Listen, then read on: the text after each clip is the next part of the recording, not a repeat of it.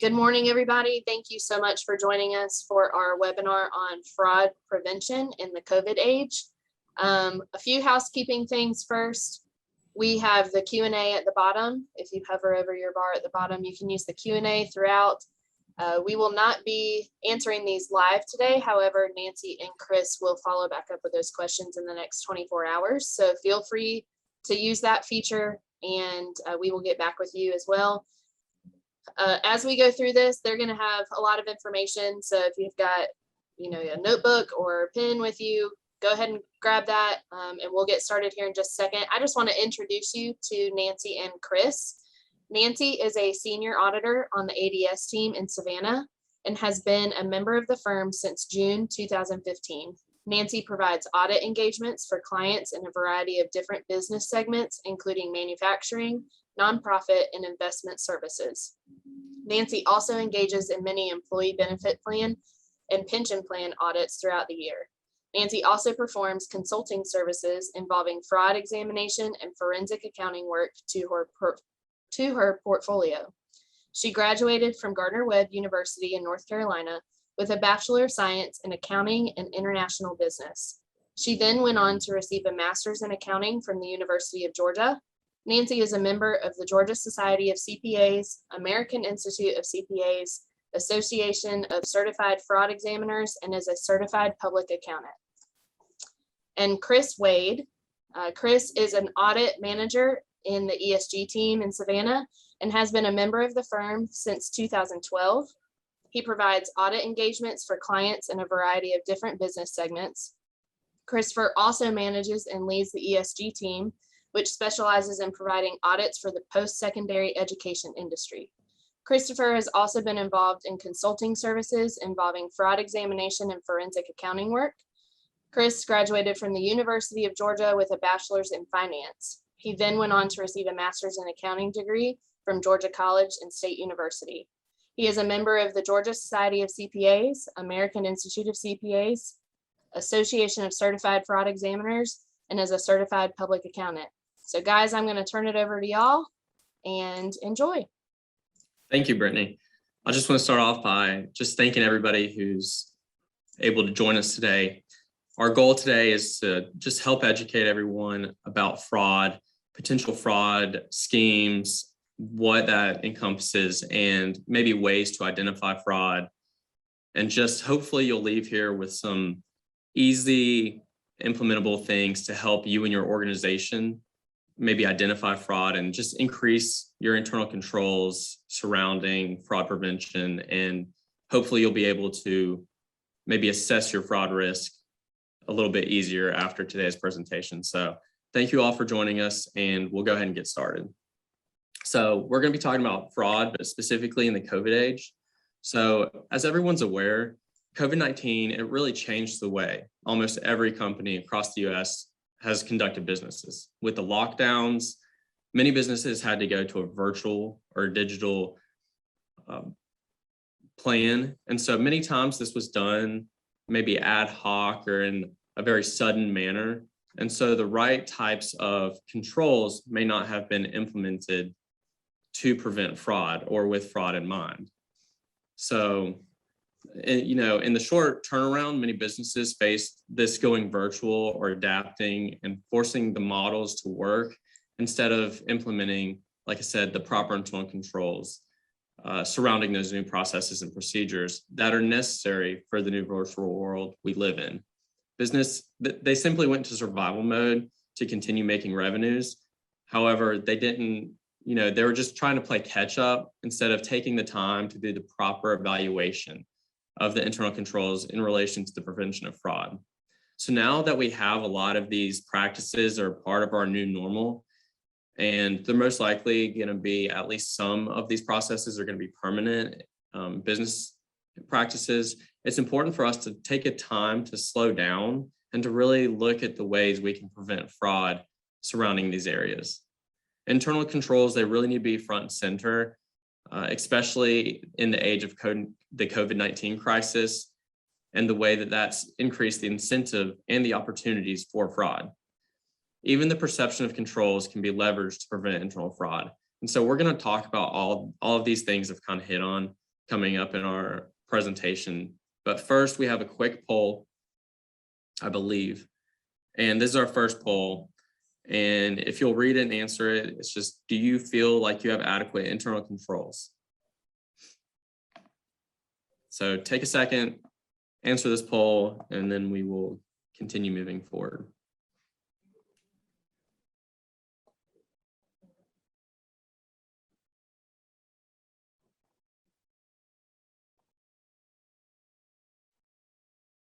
All right. So the first thing before we really get talking about identifying fraud or how to prevent fraud, we need to talk about fraud. And the first thing, or maybe the most important thing when talking about fraud, is the fraud triangle. So the fraud triangle is comprised of 3 different legs, and you can see those 3 legs here. The first leg is opportunity. So for somebody to commit fraud, they have to have the opportunity, and that's the ability to execute a plan without being caught, or at least the opportunity to execute a plan without thinking you're going to be caught. Then you have rationalization. These are your personal justifications for your dishonest actions.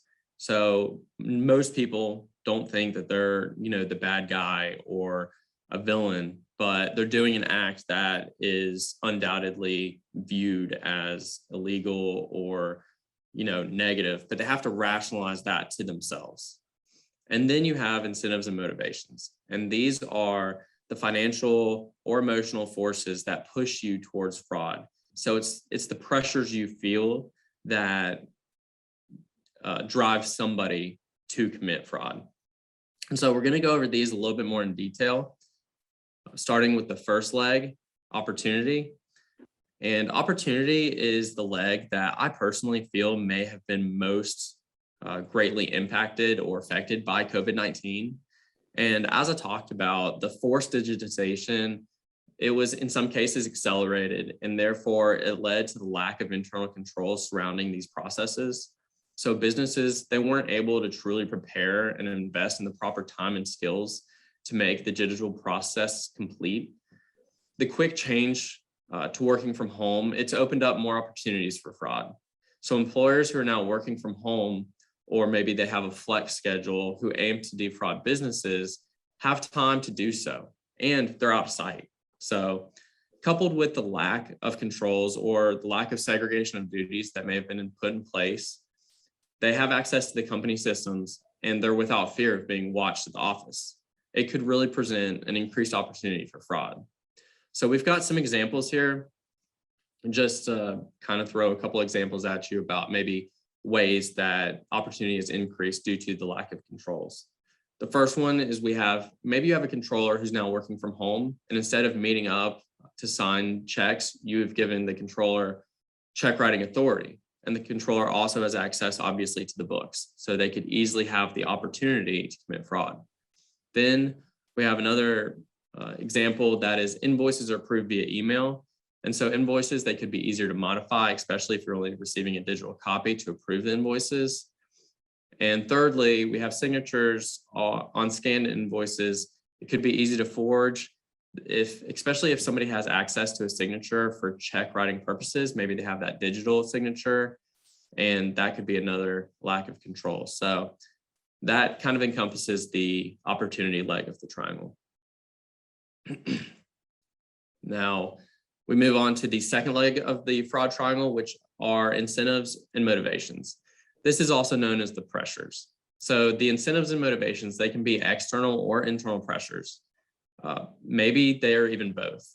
The external motivations, they're the most common reasons, and these include debt, greed, lifestyle changes, life pressures, financial struggles at home. It could include things like bankruptcy, divorce, things like that really provide a motivation, financial hardship, things like that. And then there are the internal motivations, which are the pressures to meet goals at work and perform in a certain way. The impacts of COVID-19, they have led to more external motivations as to why one would be committing fraud. And this may have been most impacted on a personal level for a lot of employees. So if employees lost some earnings due to the pandemic, maybe they had to take a pay cut or going through some personally financial tough events, they may be more at risk to face the pressures to commit fraud. Sometimes, you might have an individual who's had a family member or they themselves caught COVID and they had to go to the hospital. And now they're facing increasing hospital bills that need to be paid.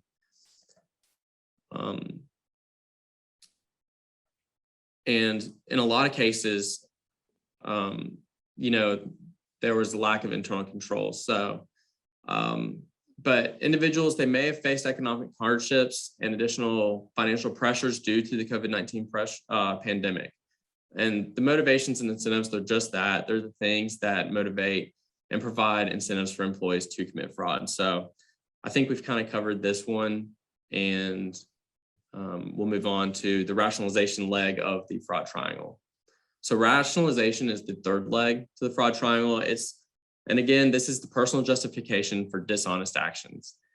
This encompasses the way the employees convince themselves that the theft is really not that bad, or the way that they convince themselves that they are entitled to the fraudulent assets. So some rationalizations that we could see affected by COVID-19 pandemic would be, well, if COVID hadn't happened, I wouldn't have incurred, this debt, or I wouldn't have had my pay cut, or, what have you. COVID-19 is rare, so is this dishonest action. A lot of times employees who commit theft, they'll think, oh, well, I'll pay it back once I get my feet under me. Employees could think that they're underpaid. Maybe they didn't get a promotion. And so the rationalization is, well, I deserve this. Management doesn't, they don't value me. I provide so much for this company. Sometimes they could think if they don't even know that I'm doing this, then they deserve to lose money. Or they could say, another COVID-19 rationalization could be, well, my employer received a lot of money from the government and I didn't get a share of that. And I work hard for the company. So, and these are all rationalizations that employees could use just to rationalize their actions. I want to take a second and talk about maybe some signs to look for in employees. And some signs you want to look for are employees who are facing multiple of these. Maybe that that they're facing some of the incentives and motivations, and maybe that they have potential for different rationalizations, and they also work in a high risk area. So signs to look for are the following. Maybe look for employees who are living outside of their means.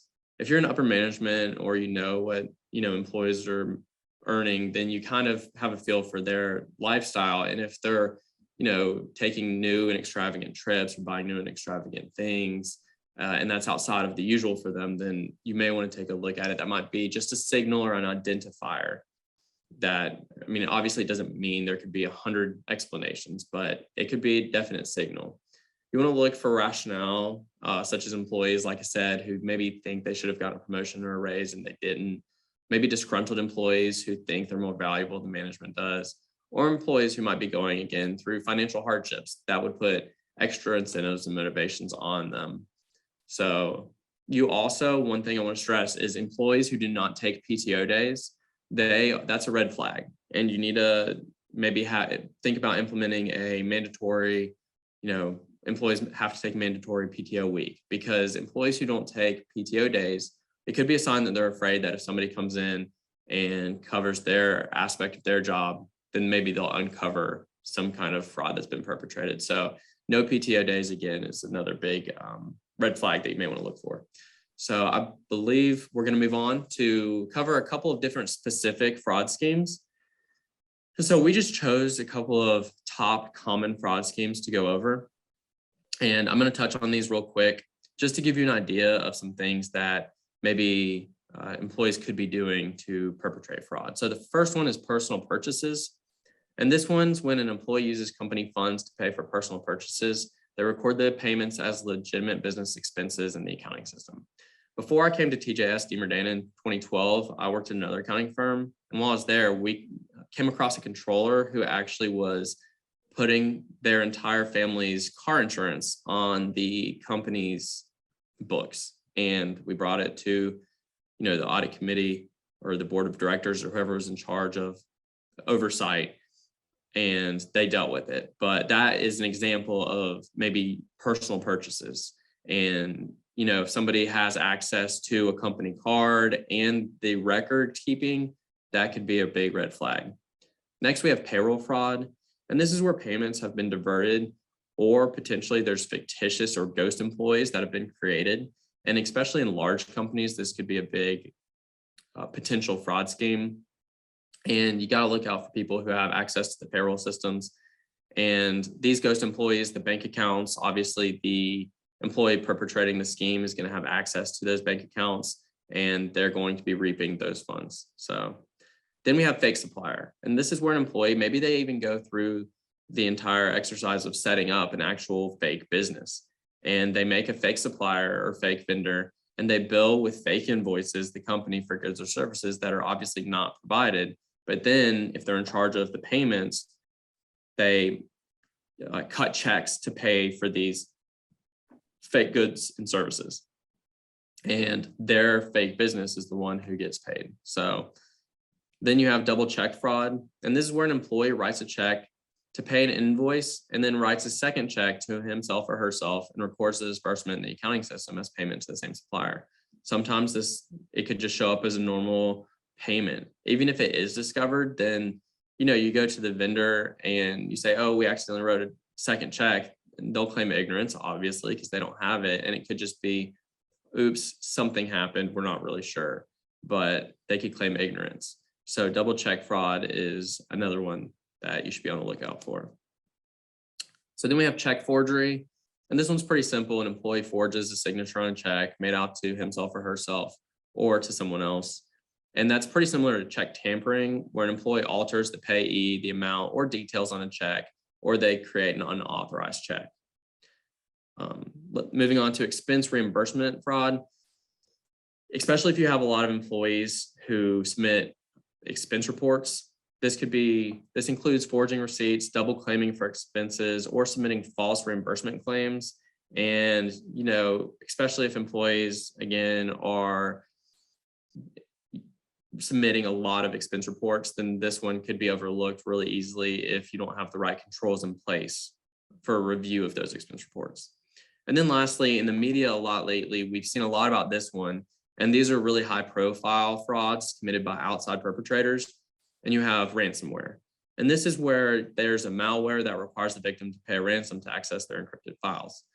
Usually this is done by outside perpetrators who use maybe social engineering or phishing schemes to gain access to the company's records.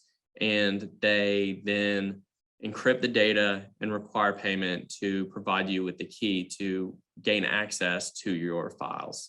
So there's a lot of high profile ransomware cases that we probably could touch on, but I think everybody's at least heard of this one. So hopefully you're familiar with it. And I think that brings us to our second poll of the day. And so, has your company ever experienced any of these fraud schemes? If you'll take a couple seconds to answer this question, then we will move on.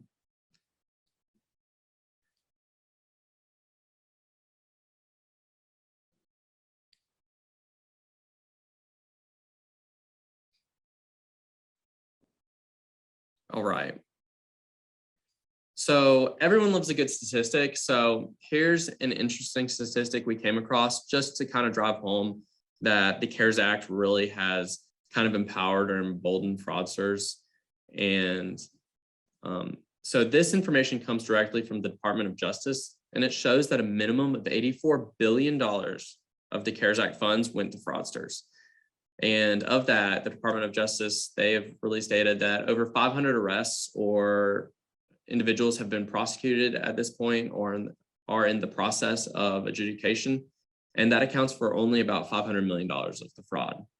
So investigative and media scrutiny over the COVID-19 relief programs during the last few months, it's really led to a dramatic expansion of the understanding of the probable scope of fraud related to applications for funding of these programs. And actually on March 25th, the House Select Subcommittee on the Coronavirus Crisis issued a memo on its recent findings on fraud in these programs. So even the federal government's really having a problem with fraud recently. And, these were just the latest numbers that we could find, and it could possibly be even higher.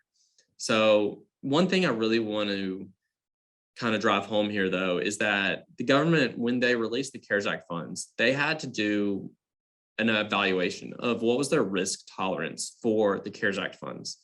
And so they had to do a cost benefit analysis of what's more important, getting the funds out in a timely manner and getting it to the people who are in need, who may be desperate for some of these relief funds, or did they want to place such tight controls surrounding these funds that they reduced their fraud risk as low as they could go? And I think it was obvious that the government, they chose the route of let's get the funds out to the people in the fastest manner possible.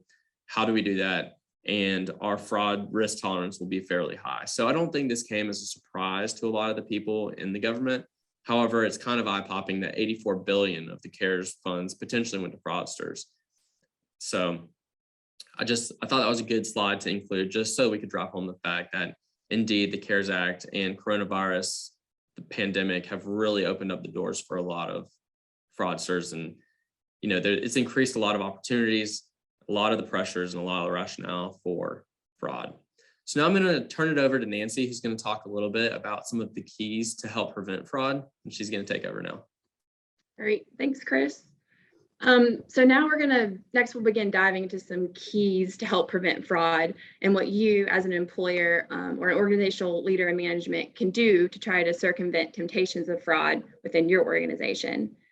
During the next few slides, Chris and I will discuss some high-level areas of fraud prevention that you can begin to look into, then apply to your organization where you see fit and where you think is most appropriate.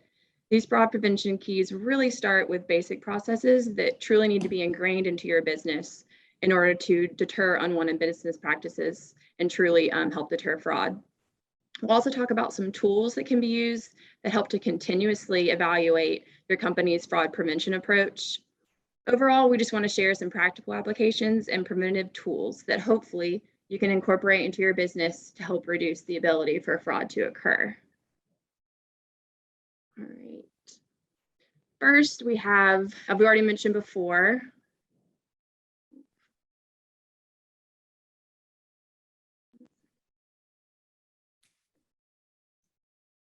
all right, we've got controls.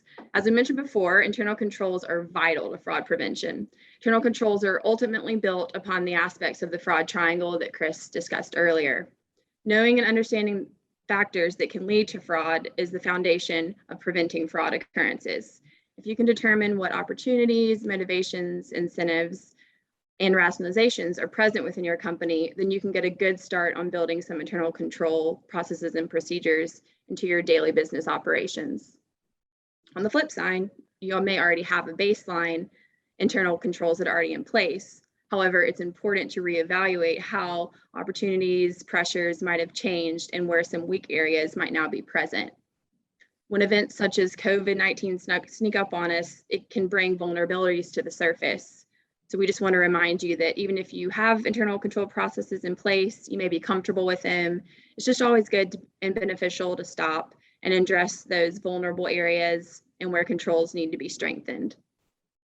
While we can't get on a micro level and tell you specifically what controls your company needs to implement to prevent fraud, we're looking to at least give you a general idea of the types of controls you could and need to implement to deter fraud. It's encouraged to start with general controls and then work slowly into more specifics. For example, you can start with company tangible assets like cash, checks, and inventory, and what opportunities for fraud might be present for those assets. Then once you've identified opportunities and how to cut down on those, you can get into specifics about each asset and then what control procedures need to be in place. For example, specific controls for cash management, probably going to look a little different for those controls of inventory. Overall, we just want you to keep in mind that internal controls, or the lack thereof, either help eliminate or contribute to fraud. And fraud prevention truly starts with effective internal controls being in place. All right, next on this next slide, we have a lock visual. As you can see here, it details out results of a survey taken amongst companies regarding the primary internal control weaknesses that contribute to fraud. You see at the top there, the top primary internal control weakness within the business was actually a complete lack of internal controls. This made up 30% of the results and is obviously the highest weakness contributing to fraud in their companies. The next one down is an override of existing controls, coming in at 19%. Overriding controls is when there are weak controls in place that can easily be circumvented or broken down by employees. Both of these top two tiers make up almost 50% of weaknesses that contribute to fraud, which just goes to show that a lack of internal controls is a leading contributor to fraud, and that's why it's so important, which is why we've been emphasizing it. The next three top percentages are lack of management review, poor tone at the top, and lack of competent personnel in oversight roles. In total, these make up the next roughly 36% of the log. Honestly, these all go hand in hand. We will speak to this later in the presentation, but management and top leadership need to make an effort to show that strong controls and fraud detection are a top priority of the business. Taking the time to continuously evaluate and review controls, and then more importantly, communicate that with the rest of the organization will really go a long way to help deter fraud. When the organization's tone at the top is taking fraud seriously, then obviously your employees will take note of that, and hopefully they will take fraud seriously as well. It's key that management takes responsibility also to evaluate the controls, monitor the controls in place in order to maintain a continuous good control environment. So just to point out the smaller percentages down the left down there, we have lack of independent checks and audits, lack of employee fraud detection, lack of clear lines of authority, and lack of a reporting mechanism. These weaknesses speak to actual processes that could help strengthen and work together with internal controls. So separately, they may not be as strong as obviously working together with having strong internal controls in place. Obviously, they aren't as vital, but it is worth considering that when you begin to evaluate how your company can potentially beef up fraud prevention techniques, these four suggestions could be really beneficial for you. We will actually touch a little bit more on these audits and reporting mechanisms later in the presentation, but having some or all of these elements in place will work well with internal controls, along with management monitoring of controls, and just add an additional level of fraud prevention.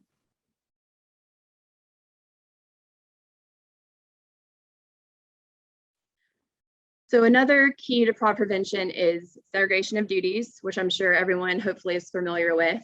Segregation of duties is a basic building block of sustainable internal controls for all businesses across the board. It's based on the idea to have shared responsibilities of key processes to more than one person or department. An example of this would be the person who maintains and reconciles the accounting records should not be able to obtain custody of checks. The person who opens the mail, another example is the person who opens the mail and prepares the listing of checks received should not be the same person who makes deposits. I think most people can see why this would be a bad idea if the person who keeps records is also tasked with handling the checks. Whether writing or depositing them, they could potentially manipulate the records and hide the theft from management or ownership. So by eliminating an opportunity for the employee to commit fraud, you're ultimately preventing fraud from occurring.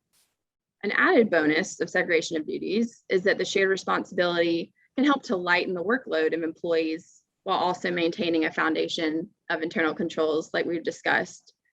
There could be an employee that is feeling overwhelmed with the amount of work they have to do, which could lead to a motivation to commit fraud. However, if you have the segregation of duties in place, you can take something off that employer's plate, and while also eliminating the temptation for he or she to commit that fraud. Recently, probably for the foreseeable future, remote work has become more popular and prevalent throughout organizations. While there are definitely some perks of working from home, with that comes less accountability for not being in the office or having people in direct line of sight or even communication. So having clear segregation of duties in place will cut out an opportunity for that remote worker to potentially engage in some unwanted behavior, whether because of lack of management or even coworker oversight or lack of segregation of duties in place. I want to emphasize here that having written and documented duties for transaction cycles, for example, leaves no questions about who is assigned what tasks, and thus eliminating fraud opportunities. Employees need clear direction and need to know their daily tasks and duties so that they understand where they fit into the roles through the certain processes and procedures. Say, for example, there is an employee who's not sure who's supposed to sign a check. And so they go on and sign it anyway, or they send it to the incorrect employee or management to sign. Not having that communicated, written out segregation of duties and processes is opening up new temptations or business errors that could really be avoided. Communication makes sure everyone is on the same page and clearly aware of their role and what it is in the internal control process. Overall, segregation of duty truly helps eliminate the fraud temptation and cuts out easy opportunities to commit fraud. So it's very important, along with internal controls and management monitoring in a strong control environment. All three of those will truly help cut out the ability for fraud to occur. So now I'm gonna send it back over to Chris. Thank you. It's a great job. And now we're going to talk about the number one deterrent of fraud, which is the perception of controls. And the perception of controls, it can be leveraged to prevent internal fraud. Obviously, on the fraud triangle, you may not be able to really reduce incentives and motivations or the rationale, but you can reduce the opportunity as an employer. And so that's what you want to do here. So if continuous emphasis is put on deterring and detecting fraud in a business, then employees will be less likely to try to commit fraud simply because they won't perceive the opportunity. Now, if employees or even vendors or customers at least think that management or ownership is taking fraud seriously, they're going to be less empowered to get involved with fraudulent business activities. And we call this the perception of detection. So not only is this a large deterrent, but it's relatively easy to implement. You have to disseminate the perception that fraud is being monitored and detected to reduce the probability of occurrence. You have to keep in touch with employees and colleagues and be aware of what's going on in their lives. You have to ask questions as if you would if they were in the office. In your communication, you need to emphasize that having strong internal controls in place, even more so now with the remote work environment. And by continuously communicating the importance of controls, having written processes and procedures in place, and even sending out periodic emails to remind business personnel that those controls are in place, you're continuing to promote the environment in which controls are perceived to be in place, even if they may not fully be up to the standard of complete detection. So this is very important, and you just have to really make sure that you have consistent communication about having those controls in place, and that, you know, the tone at the top down is that fraud prevention is very important, and that there are the proper amount of controls, even if those, as I said, those controls aren't necessarily complete to detect fraud. So, all right, next we're going to talk about maybe potentially thinking about implementing a fraud checklist. The ACFE, it's the world's largest anti-fraud organization, and they've developed a checklist that serves for determining whether adequate fraud prevention systems are in place in your organization. So we want to take a minute and we're going to look at this list and just go over some of the questions for your business. And answering these questions could be a way to see if you have good fraud prevention in place, or where maybe controls could be improved to prevent fraud. So we just want to maybe go over a couple of these. I think on the actual ACFE website, they have 8 questions, and we are going to take a look at about 5 of them. And here they are. These are probably the 5 that we felt were maybe most beneficial or the most easily understood. And so we just want to go over these 5 and maybe give you an idea of the things that a fraud checklist would ask. So the first one, is there a process for fraud oversight? Do you have a board of directors and an audit committee who are tasked with fraud oversight? Also, is there a fraud hotline? Now, we talked about the perception of detection being the number one way to prevent fraud, but the number one way to detect fraud is an anonymous fraud hotline, whether it's a telephone line or some system where employees can anonymously report fraud. Because really, when you think about it, the people who are the most likely to know about the fraud are going to be other employees. And they may not want to, come to HR in person or put their name on the line. But if there's an anonymous way for them to report fraud, that's really important. So having the proper oversight, whether it's a board or a committee, or at least group of management who's responsible for fraud oversight, also implementing maybe an anonymous way for employees to report the fraud. Then we're going to talk about, is there an ongoing evaluation of fraud risk? And as we said, the communication needs to be consistent, but the evaluation of fraud risk always also needs to be consistent. And if you think about it, COVID-19 came, and as we've talked about today, it really changed a lot of the processes businesses have. Going virtual was all of a sudden was a big impact to many, many businesses. And so if you don't do your fraud evaluations consistently, whether it's every year, every 3 years, you may miss this opportunity to go back and look at your controls that are in place now over your company. And you have so many new procedures. So being consistent and evaluating your fraud risk is important. Then we want to talk about, is there a management policy for fraud risk? And you really have to identify the risk owners who are responsible for managing fraud risk. So who's responsible for the high risk areas? For cash, is it the CFO? Is it the controller? Who's going to take the responsibility for implementing the controls and who's responsible for managing that fraud risk to an acceptable level? For inventory, is it inventory warehouse manager? Is it, again, maybe the CFO? Who's the risk owner for that fraud risk area? So it's important because without the people who are taking ownership of it, it's going to fall through the cracks. Then, are there any tolerance measures? Are there identified tolerances for different types of fraud risk? And as we talked about on that statistic side with COVID-19 funds, you have to have an evaluation of your tolerable fraud risk, and you can never reduce your fraud risk to zero. Part of being a business and being in business is accepting some level of fraud risk.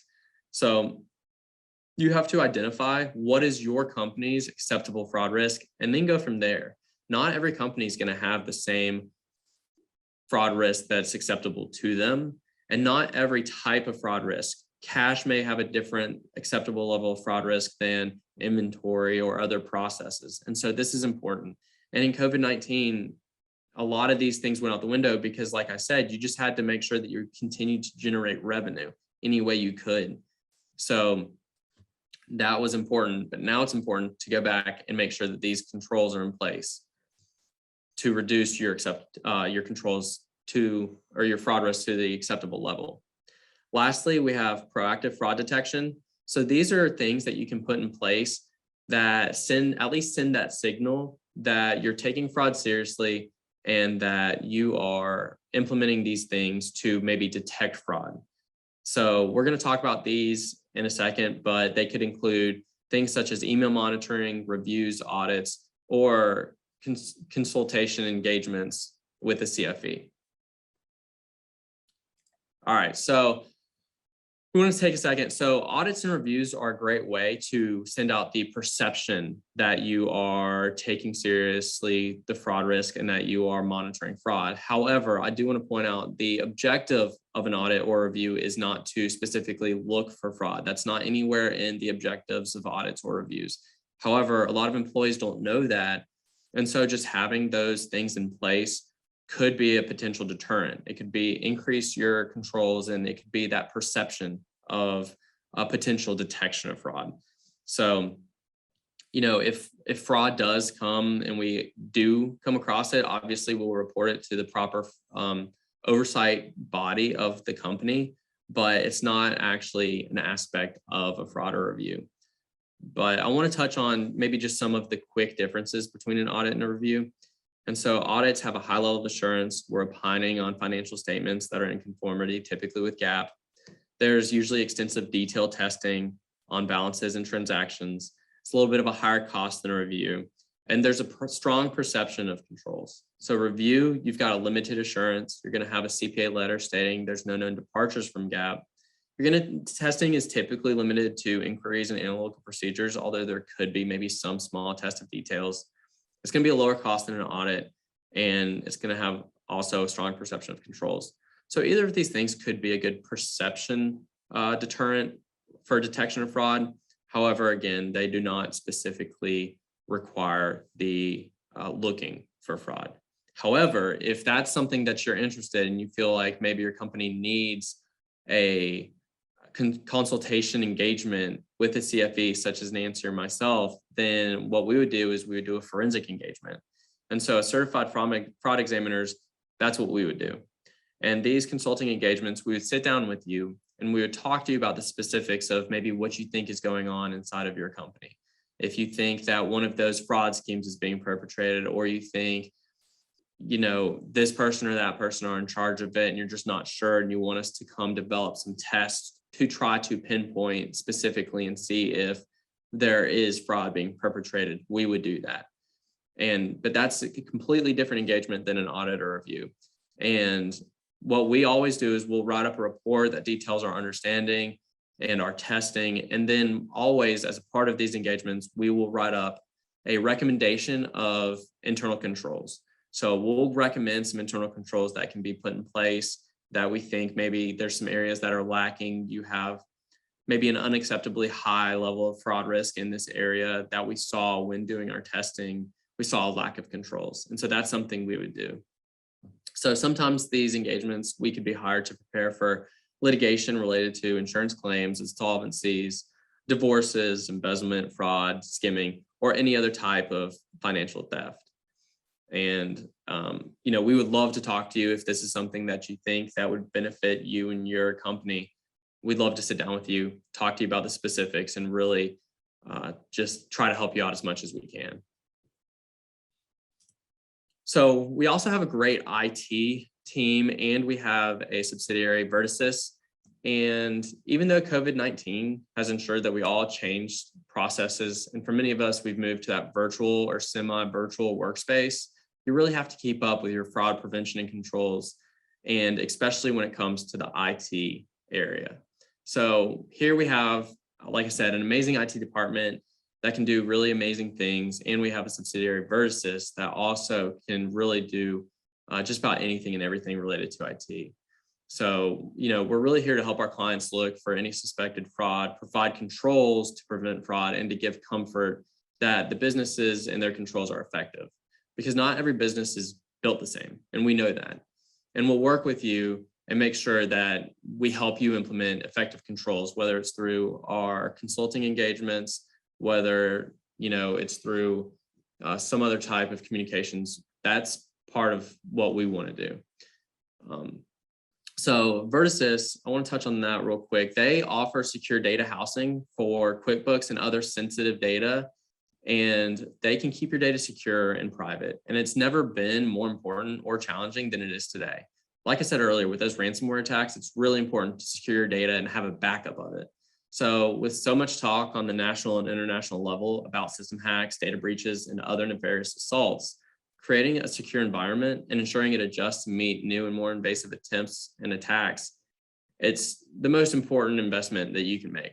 And Vertices can help you do that. And they have specially trained staff that can evaluate your security needs, and they can recommend systems that will allow you to rest assured that your most precious data is protected. And oftentimes, especially with QuickBooks, they can provide QuickBooks, house it, secure it, make sure everything's good. And usually they can do that at a discount. So if you use QuickBooks, I would implore you to reach out to us and ask us about that. They also provide servers and storage. So security and storage that you may need on a daily basis. It's grown exponentially, the need for it, and it's not going to be slowing down.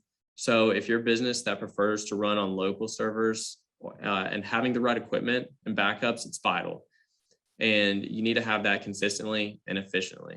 So Vertices, they can carefully evaluate available options and offer a complete and varied line of servers and storage solutions for small and medium businesses.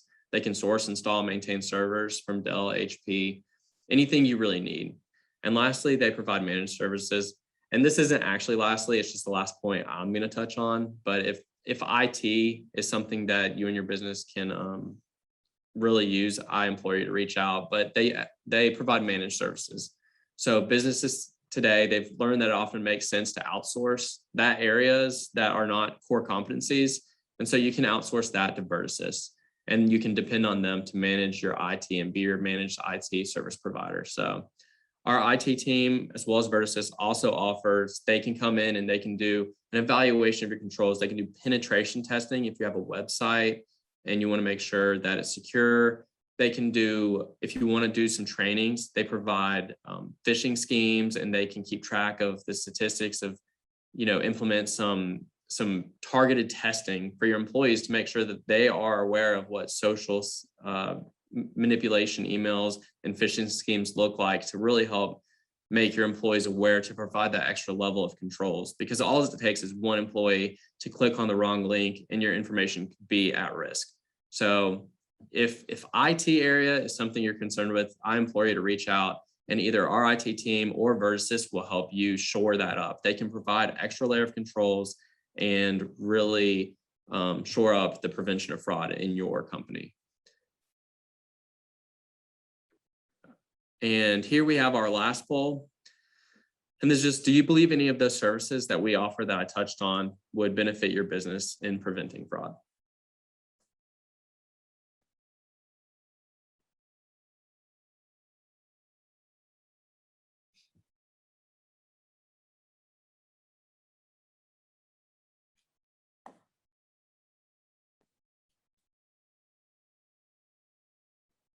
All right, so we're going to wrap it up, and just, in brief, I'm really hoping that you got something out of this presentation, whether it's the fraud checklist, identifying maybe potential weak areas, the fraud triangle, and just being aware of what you and your company needs to do to make sure that you stay on top of, preventing fraud in this new age that we're in, the hopefully post-COVID age, but the in COVID age that we're now in. So you should really refocus on fraud prevention and internal controls, as the risk of frauds really increased during this time. Hopefully you are better equipped to help prevent fraud, and to make communication of internal controls a priority, as well as the evaluation of your inherent risks. And hopefully those things will allow you to really establish better controls, or at least evaluate and take ownership of the areas where you need to implement greater controls.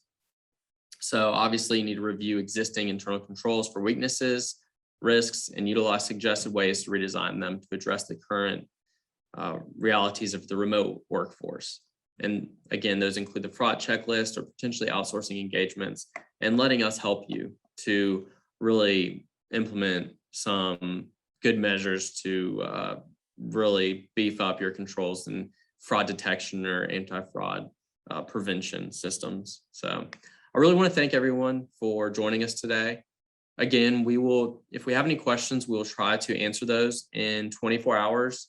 And there you can see mine and Nancy's email. So if you have any questions, we'll answer all the questions that were submitted during the presentation, but we will also answer all questions that are emailed to us, and we hope to get back to you within a 24-hour time span. So again, really appreciate it. We want to thank everyone for joining us today, and we really, really hope that you got something out of this.